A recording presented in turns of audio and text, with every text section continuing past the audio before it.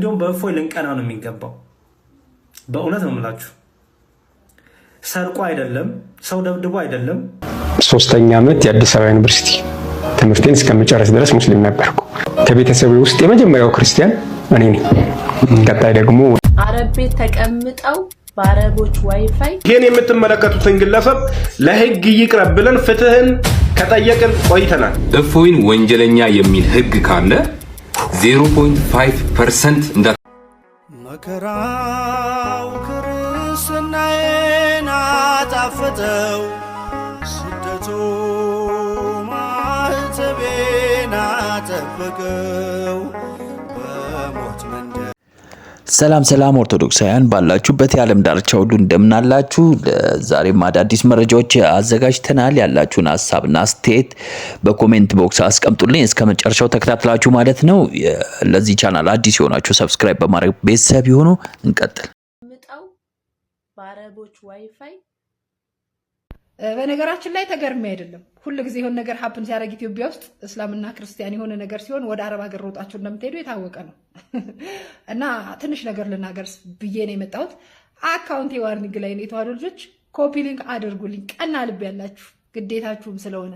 ስቀጥል በአረብ ሀገር ዋይፋይ ሽንት ቤት አጥበሽ እየበላሽ ብዙዎቻችሁ፣ አንቺም አይ ቲንክ እዛ ነሽ።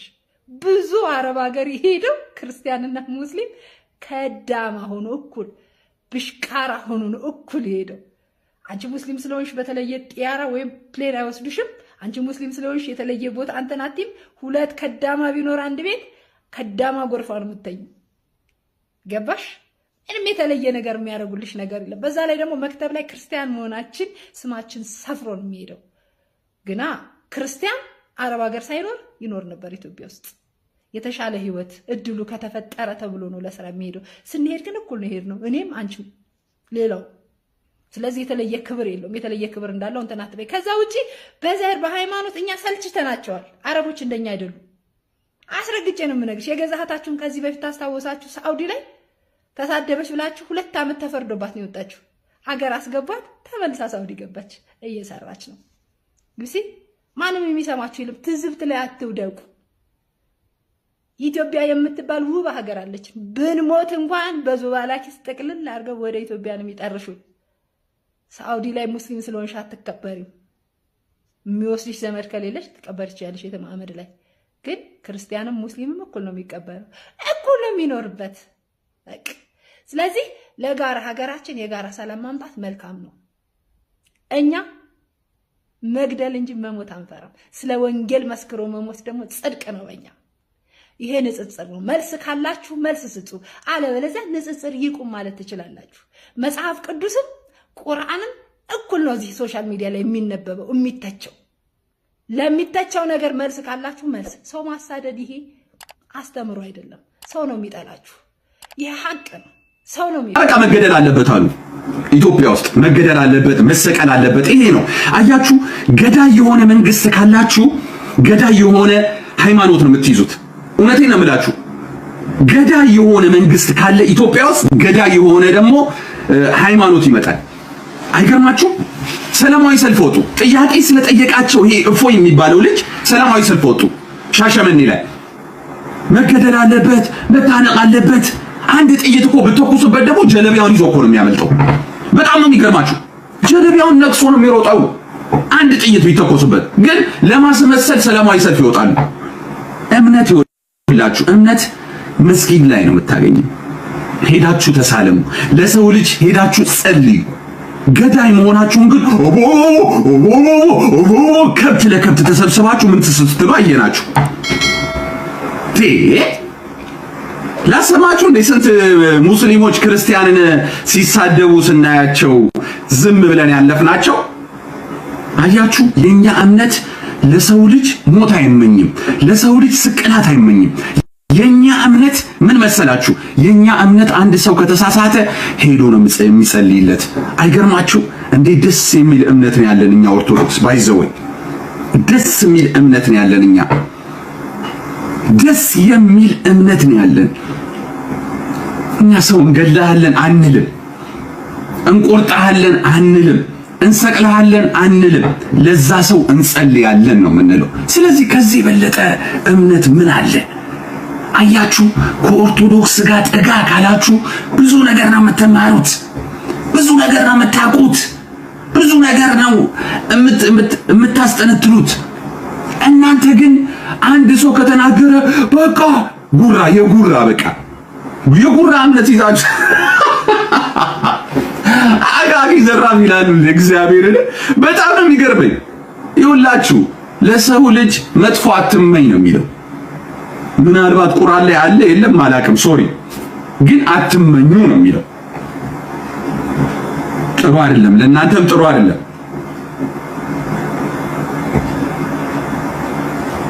ጥሩ አይደለም። ድሮ ሰው የተፈጠረው በአራት መንገድ ነው ይላል። ወይም አራት አይነት የሰው ልጆች አፈጣጠር አለ ይላል። ይህንን ተወውና ቁርአኑ ስለ ሰው ልጆች አፈጣጠር ምን ይላል? በቁርአኑ አመለካከት ወይም ማስተያየት የሰው ልጅ የተፈጠረው በሶስት መንገድ ነው። አንደኛ በሱራ 23:12 ላይ ሰውንም በእርግጥ ከነጠረ ጭቃ ፈጠርነው ይላል። ሰውንም በእርግጥ ከነጠረ ጭቃ ፈጠርነው። አንደኛ ይሄ ነው። የሰው ልጅ የተፈጠረው ከነጠረ ጭቃ ነው ማለት ነው። ሁለተኛ በሱራ 15:26 ላይ ደግሞ ሰውን ከሚቅጨለጨል ሸክላ ከሚገማ ጥቁር ጭቃ ፈጠርነው ይላል። ሁለተኛ ከሚቅጨለጨል ሸክላ ከሚገማ ጥቁር ጭቃ ፈጠርነው ይላል። ሶስተኛ ሰውን እንደ ሸክላ ከሚቅጨለጨል ደረቅ ጭቃ ፈጠርነው ይላል በሱራ 55:14 ላይ። ሶስተኛ ሰውን እንደ ሸክላ ከሚቅጨለጨል ደረቅ ጭቃ ፈጠር። ልብ በሉ፣ ሶስት አይነት መንገዶች አሉ። እንዲያውም ሰውን ከረጋ ደም ፈጠር ነው የሚለውን በሱራ 96 ላይ ያለውን ትተን ማለት ነው። ይሄን ቁርአኑ በእርግጥ እየተናገረ በእርግጥም እያለ የእስልምና መምህራን ደግሞ ይሄ ለሰው ልጆች በአጠቃላይ አይመለከትም፣ የሚመለከተው አዳምን ብቻ ነው ብለው ያብራራሉ። እሺ አዳምስ እንዴት ነው ያፈጣጠር ሂደቱ እንዴት ነው ብላችሁ ስትጠይቋቸው አንደኛ አፈር የሚለውን ያዙ፣ አፈር አለ። ሁለተኛ ጥቁር ሚል አለ፣ ጥቁር ሚለው ያዙ። ሶስተኛ የሚገማ ሚል አለ፣ የሚገማ ሚለውን ያዙ፣ አድምጡ።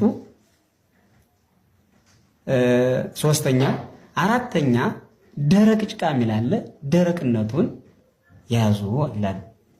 እሺ ከነጠረ ጭቃ ማለት አፈር አለ፣ እዛ አፈር ላይ ውሃ ይጨመርበታል። የነጠረ ጭቃ ማለት ይሄ ነው። ይሄ አዳምን ብቻ ስለሚመለከት አዳም ከዚህ ተፈጠረ ማለት ነው ይላሉ። እሺ ጥቁር የሚገማ ጭቃ ማለትስ? ለዚህ ማብራሪያ ሲሰጡ ደግሞ አሁንም አፈር አለ፣ ከአፈሩ ላይ ውሃ ትጨምራለህ፣ ከዛ እስኪቦካ ድረስ ትጠብቀዋለህ። ሊቦካ ሲጀምር ውስጡ ይጠቁራል። ጥቁር ያለው ያን ነው። ከጠቆረ በኋላ ደግሞ ፈጽሞ ውስጡ ይሸታል ወይም ይገማል። የገማ ጭቃ ያለው ይሄን ነው። እሺ ደረቅ ያለውስ? አሁንም አፈር አለ፣ ውሃ ትጨምራለህ፣ እስኪቦካ ተጠብቀዋለህ፣ ይጠቁራል። ከጠቆረ በኋላ ደግሞ ይገማል ወይም ይሸታል። ሽታው ካለቀ ወይም ካለፈ በኋላ ደግሞ ይደርቃል። የሚቅጨለጨል ማለት ያንን የደረቀውን ከድንጋይ ወይም ከሆነ ነገር ስታጋጨው ድምፅ ይሰጣል ማለት ነው። ከዚህ ነው የተፈጠረው ይላል። ይህን ማብራሪያ እንዲታዩታላችሁ። ይህንም ራሱ ቁርአኑ የሚገርማችሁ ነገር ያግዛቸዋል። ማለት ይህ አይነት ሂደት እንዳለው ሲናገር በሱራ 90 ቁጥር 4 ላይ በእርግጥም ወይም ሰውን ሁሉ በእርግጥም ይላል በልፋት ሆኖ ፈጠር ነው። በልፋት አላህ ሰውን የፈጠረው በብዙ ድካም በብዙ ልፋት ነው ማለት ነው። በልፋት ሆኖ ፈጠር ነው ይላል። እውነትም ነው። አፈር አመጣ፣ ውሃ ጨመረ፣ እስኪቦካ ድረስ አጠበቀው፣ እስኪሸት ድረስ ጠበቀ፣ እስኪደርቅ ጠበቀ። ይህን አድርጎ ነው ሰውን የፈጠረው አላህ። ይሄ የእስላሞቹ አመለካከት ነው። ይህን እንዴት ነው ሊረዱትና እንዴት ነው ሊቀበሉት የቻሉት እናንተ? ሌላው ቁርአኑ አንድና ብዙን አይጠነቅቅም። ለዚህም ነው ብዙ እስላሞች አንብበው በቀላሉ መረዳት የማይችሉት። አላህ ፈጠር ነው። እንዲያውም በሱራ 55 14 ላይ ያለው ሰውን እንደሚጨለጭ ሸክላ ከደረቅ ጭቃ ፈጠረው ይላል እንጂ ፈጠር ነው አይልም። ሌላ ቦታ ላይ አንድና ሁለት የጠቀስኳቸው ፈጠረው ነው ፈጠር ነው የሚል እንጂ ፈጠረው አይልም። ስለዚህ አንዱ ያላህ ሁለቱ ያላህ አንዱ ደግሞ የመሐመድ ሐሳብ ሊሆን ይችላል። ምክንያቱም በአንድ ቦታ ፈጠረው ይላል፣ በአንድ ቦታ ደግሞ ፈጠር ነው ይላል እና አንድና ብዙን ደግሞ አይጠነቅቅም እንዳለ ማለት ሩቅና ቅርብ አይጠነቅቅም፣ አንድና ብዙ አይጠነቅቅም፣ ጸያፍንም ደግሞ አይገድፍም።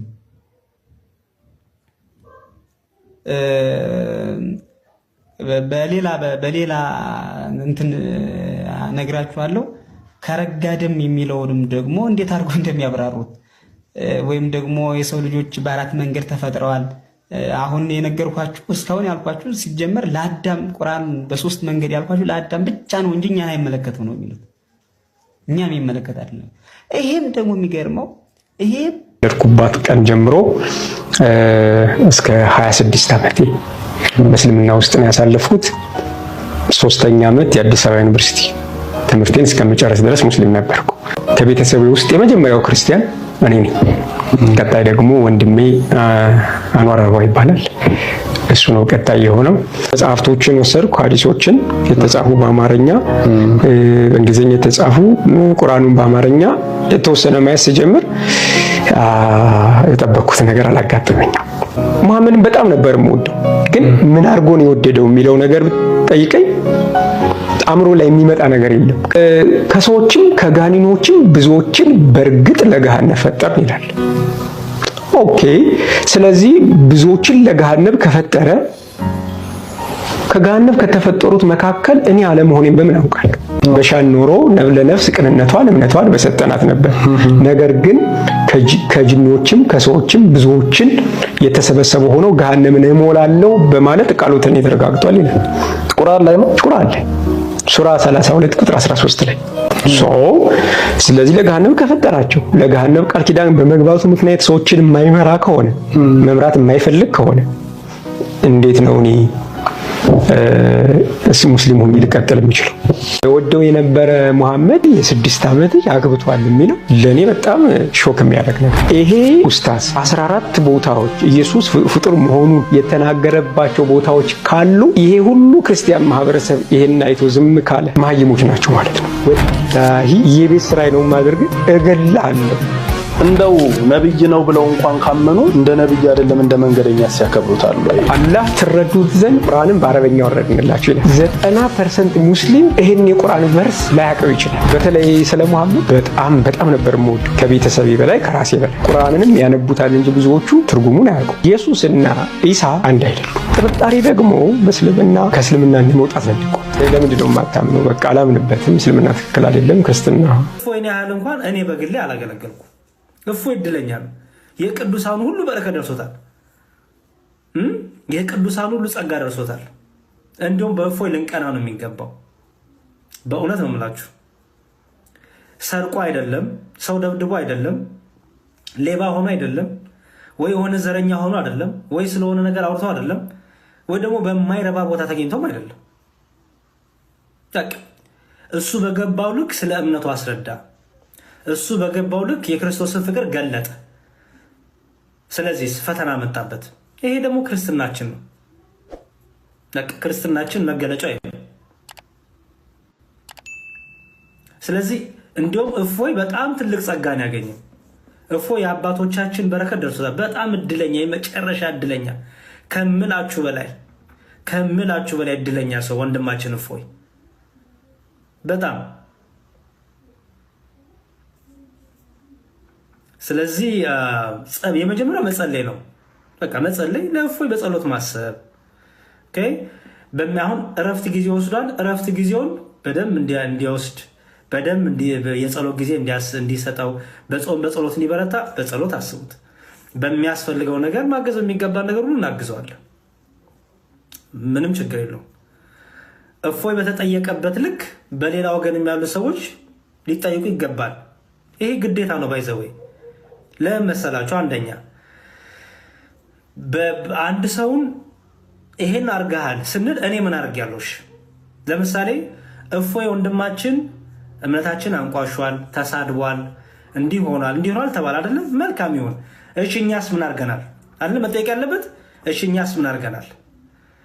እፎይ ተሳደበ ሲባል እፎይን ተሳደበ ብሎ የሚከሰው ሰው ከሱስ ወገን የተሳደቡ የሉም? ከሱስ ወገን ያላገጡ የሉም? ከሱስ ወገን ክርስቶስን የሰደበ የለም? ከዛ ወገን ክርስቶስ ላይ ያላገጠ፣ ክርስቶስ ላይ ያሾፈ፣ ክርስቶስን የሳደበ፣ ቅዱሳኑን የሰደበ የለም እንዴ? ፌር የሆነ ነገር ነው። እፎይ ካጠፋ ችግር የለውም ይጠየቅ። እሺ በዛ ሳይድ መጠየቅ የለበትም? አለበት። በእኩል ወንበር በእኩል ፍርድ መንጋ ማህይም ናቸው። አሁን ለነዚህ ኮንቬንሽናል በጣም ነው መስከባቸው፣ በጣም ነው መዝናናባቸው። ባይዘ እምነት በምን ሄዶ የሰውን አምላክ እየሰደቡ የሰውን እምነት እየሰደቡ ምናምን ይሉና ልክ እምነት ሲነካ ያው ተሰደደ። ልብ ብለህ ያዘልኝ ይሄን ሜን ፖይንት። ይሄዳሉ ማርያምን ዘቅዝቀው ገብርኤልን ዘቅዝቀው ምን ብለው እንደፈለጉ የሰው እምነት ላይ ይጸዳዳሉ። ማሜ ትልቅ ፎሎ አለው፣ ንግግር ይችላል፣ ሁሉም ነገር ምናምን እሱን ተገናርጎ በኔ ቅማላቸውን ሊያራግፉ ቅማላ ይደራስን ችለ እዛ እንደፈለኩ ነበር። አላጠም አታቀኝም። ገባ? ከፈለጋችሁ እስልምና ራሱ ያገናኘኝ በመንጋ ሄደ ሰው ልጅ ብትለኝ እጄ ካንተ ጋር ልገለለው እንዴ? ማህየነ ና ቤተክርስቲያን ላቃጥል ብትለኝ እጄ ካንተ ጋር ላቃጥል ነው? ያማሃል እንዴ ሰውዬ?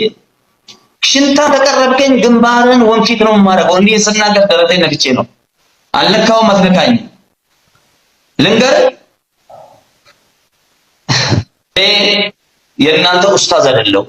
እናንተ እኮ የየግል ኡስታዝ ይዛችሁ ዋትስአፕ እና ኢሞ ቴሌግራም ላይ የየራሳችሁ ኡስታዝ ቀርታችሁ ይሄኛው ኡስታዝ ትክክል አይደለም ይሄኛው ኡስታዝ ይሻላል ብላችሁ ኡስታዝ የምትመርጡ እምነት የምታሰድቡ በእምነት ዙሪያ የማንም ማህይም ገለባ ክርስቲያኖች እስኪ የሚወያይ እያሉ እኮ ሰው ክርስቲያን እያስገቡ ኢየሱስ እንዲህ ነው እንዴ ይሄ እንደዚህ ነው እንዴ ማርያም እንዲህ ናት እንዴ እያሉ እየተሳደቡ የሰው እምነት እየተሳደባችሁ ምት ስፈልግ እኔ እኮ ክርስቲያን የመሆን መብት አለኝ።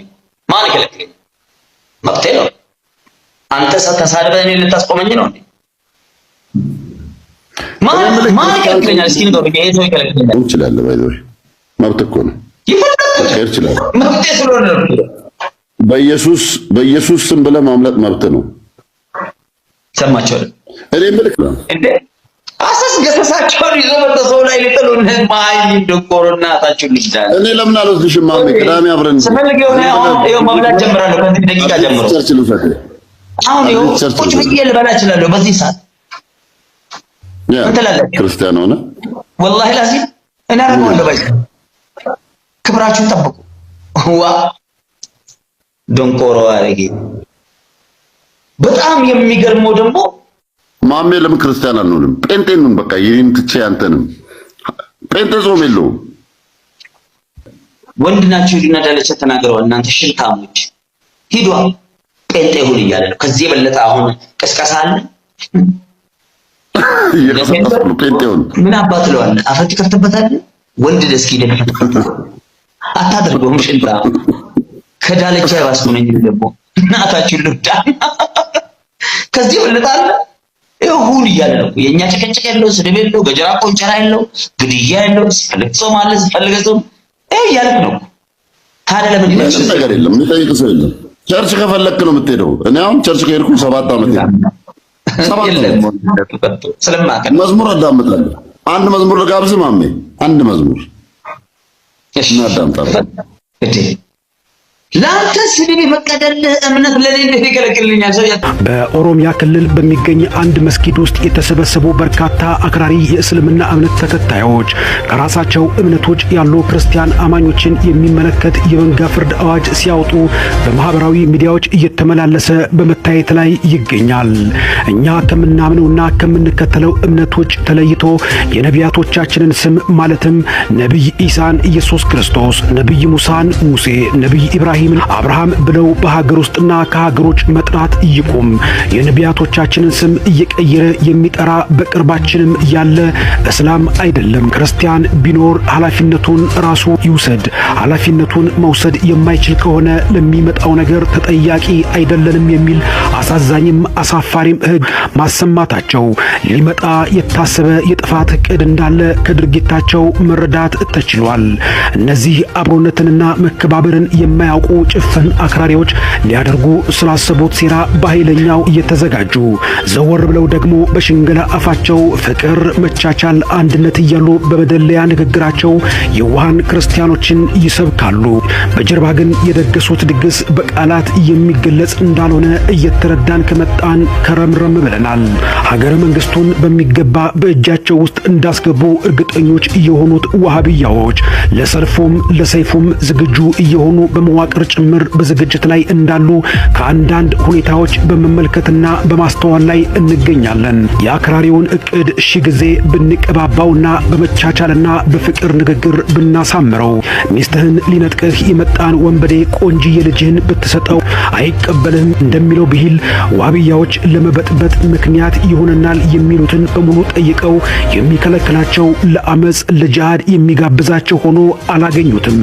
አሁን ግን ውስጣዊ ትልማቸውን ይፋ በመውጣትና በአደባባይ በመለፈፍ ሲገኙ ይህ የምትሰሙትና የምትመለከቱት መፈክር ጫካ ወይም ደግሞ በምሽግ ውስጥ የታወጀ ሳይሆን በመሃል አገር ከተማ ውስጥ በሚገኝ መስጊድ የተላለፈ መልእክት መሆኑ ነገሩ መሬት ላይ ስር እየያዘ እየመጣና እያደገ አስጊ ሁኔታ መሆኑን እያመላከተን ይገኛል።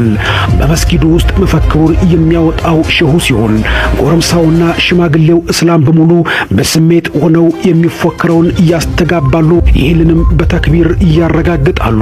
በመስጊድ ውስጥ በፕሮጀክተር ተደግፎ የሚሰጥ ስልጠና ሲሆን ከዚህ በኋላ ራስን አዘጋጅቶ ከመገዳደር ውጭ መፍትሄ የሌለው መሆኑን ክርስቲያኖች መረዳት እንደሚገባቸው ማስተዋል ይገባል።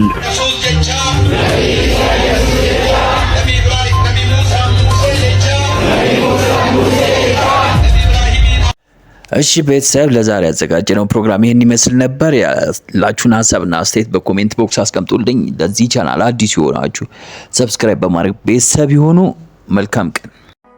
መከራው ክርስትናዬን አጣፈጠው፣ ስደቱ ማህተቤን አጠበቀው። በሞት መንደር መከራው ክርስትናዬን አጣፈጠው፣ ስደቱ ማህተቤን አጠበቀው።